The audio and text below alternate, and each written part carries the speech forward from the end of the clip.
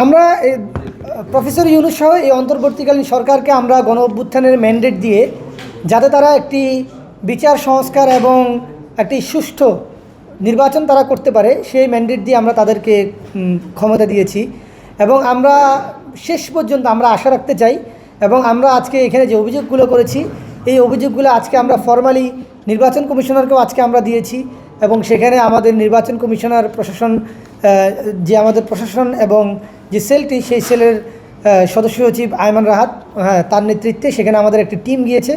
সেখানে আমরা তাদেরকে বলেছি, তাদের পক্ষ থেকে তারাও আমাদেরকে আশ্বস্ত করার চেষ্টা করছে এবং আমরা একটি কথা বারবার বলার চেষ্টা করছি, সেটা হচ্ছে যেই হামলাগুলোর ঘটনা ঘটছে সেগুলো কিন্তু ভিডিও রয়ে গিয়েছে। মানে ভিডিও দেখে তারা আমাদের বারবার করছে আপনারা অভিযোগ করুন, অভিযোগ করলে আমরা ব্যবস্থা নেব। আমরা বলছি যে সারা বাংলাদেশে যেহেতু একটি বড় নির্বাচন, অভিযোগের অভিযোগ না করে কিভাবে তড়িৎ ব্যবস্থা নেওয়া যায় সেই ব্যবস্থাটা নেওয়ার জন্য আমরা তাদেরকে বলছি এবং এই ভিডিওগুলো দেখে আসামিদেরকে যাতে শাস্তির আওতায় আনা হয় সেটা আমরা বলছি। দেখুন, শেরপুরে যে ঘটনাটি ঘটেছে, কারা কারা হামলা করেছে এটা কিন্তু স্পষ্ট এবং ভিডিওতে রয়ে গিয়েছে। জাস্ট যে মানুষগুলো হামলা করেছে অন্ততপক্ষে তাদেরকে যদি তাদের বিরুদ্ধে স্টেপটা নেওয়া হয়, তাদেরকে গ্রেফতার করা হয়, তাদেরকে আইনের আওতায় আনা হয়, তাহলে কিন্তু সারা দেশে অন্যরা কিন্তু এটা শিক্ষা হিসেবে কিন্তু তারা অপরাধ করার আগে চিন্তা করবে। কিন্তু আমরা এখন পর্যন্ত নির্বাচন কমিশনারকে কোথাও কাউকে হামলা করার জন্য গ্রেফতার করতে দেখিনি।